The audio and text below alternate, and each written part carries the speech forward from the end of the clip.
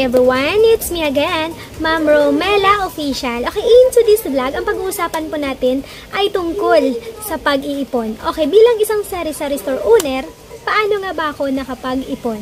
Okay, yun po ang topic natin ngayon. Pero bago ang lahat, sa hindi pa subscribe sa aking munting channel, please subscribe my channel and hit nyo na rin yung notification bell para updated kayo pag may bago akong upload.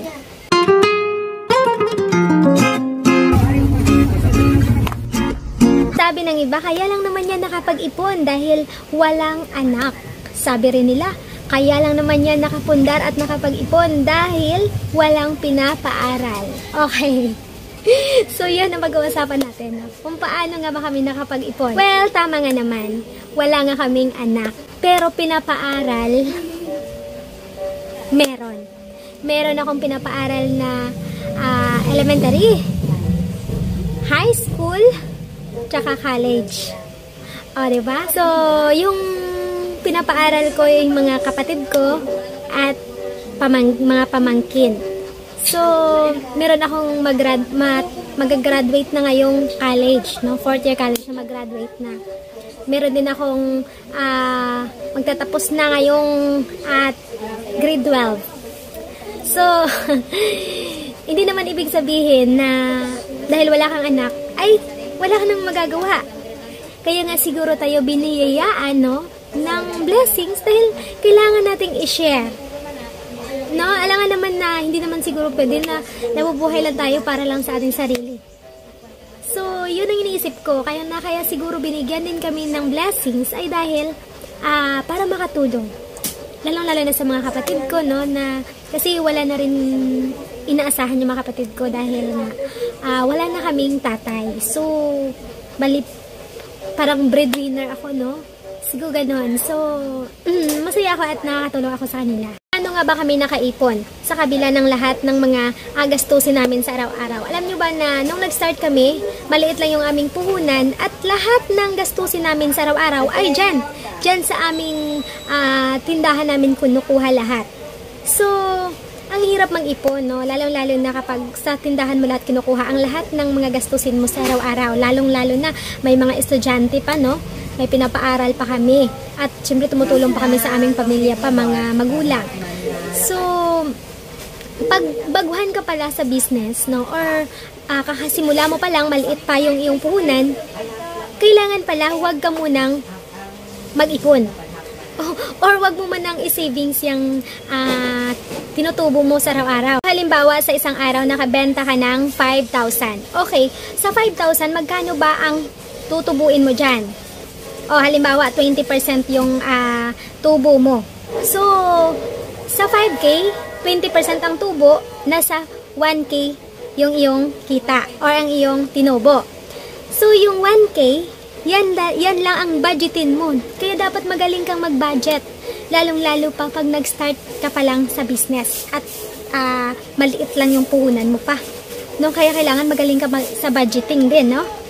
So, ang 1K na yan, dyan kukuha ng panggastos mo. At ang matira, either i-rolling mo or iipon mo. Yon. Pero sa amin naman,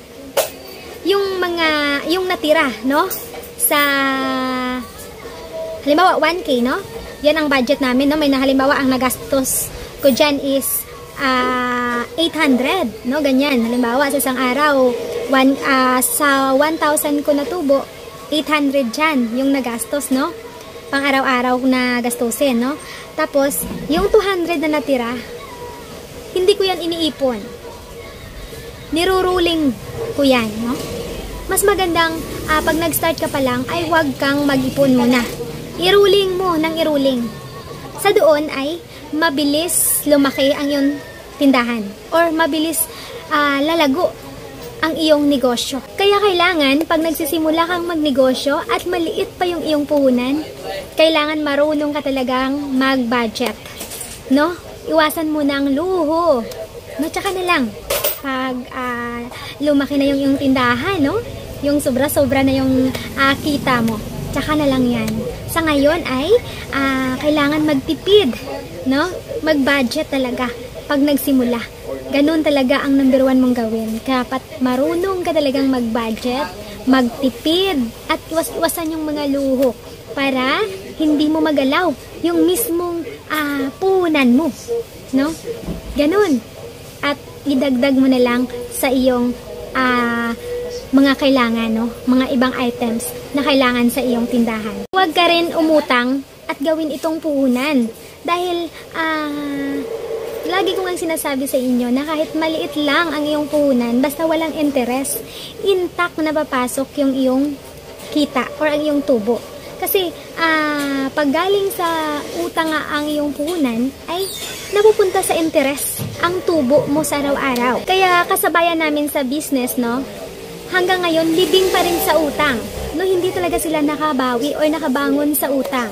Yung tindahan nila, parang ang nangyayari parang high tide, low tide. Ganyan ang nangyayari sa tindahan nila. Kapag bagong release sila, no, bagong bigay sa kanila yung pera, high tide yung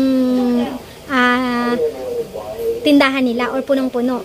Pag patapos na sila dun sa binabayaran nila, nagiging low tide, wala na ring laman. Tapos magkakalaman naman yan pagka nag-release na naman ulit, no, bagong release na naman ng pera, magkakalaman naman ulit. So hanggang ngayon, no, ilang years na ganun ang nangyayari. Wala talagang patutunguhan yung kita mo, no? Napupunta talaga sa interest ng pera pag may interest yung pinuhunan natin. Kaya mas maigi na kahit maliit lang yung ating pinuhunan, no? Basta walang interest. Kahit magkano lang yung kita natin, no? Talagang atin na talaga. Walang kahati. Ganon. Ayokong ma-disappoint kayo sa akin, no? Ayokong sumama yung loob niyo sa akin. Dahil alam ko naman na meron din nanonood sa akin na namuhunan din gamit ang may interest na pera. Or maraming ganon na talagang baka sabihin nyo mayabang ako, no? Ang ibig ko lang naman sabihin na ako yung nasasayangan. Nasasayangan lang ako dun sa kita ng pera or ng iyong business na nagpagod ka, no?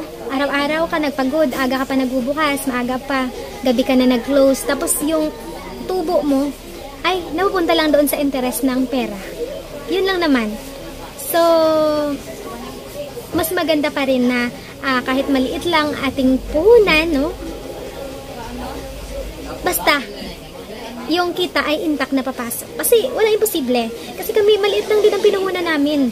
No? Maliit lang. No? Mas masarap sa pakiramdam pag nagsimula tayo sa maliit lang. At nakikita natin na lumalaki o lumalago ito. Ito sinasabi sa inyo dahil gusto ko kayo rin. Kayo rin ay matulad din sa amin na lumago din ang tindahan. Kaya gusto ko na hindi masayang yung inyo ding paghihirap sa inyong tindahan or pagsisikap sa inyong tindahan. Kasi yung mga may-ari ng pera, hindi naman nila kasalanan yun na humiran tayo sa kanila, pero paupo-upo lang sila. No? Paupo-upo lang sila, tapos tayo hirap na hirap. No? Hirap na hirap tayo. Kasi yung mama ko nung una ganun din, no? Nalibing na siya doon sa utang. As in, hindi na talaga siya nakabangon. So hanggang sa pinatigil ko siya. Sabi ko, tumigil ka.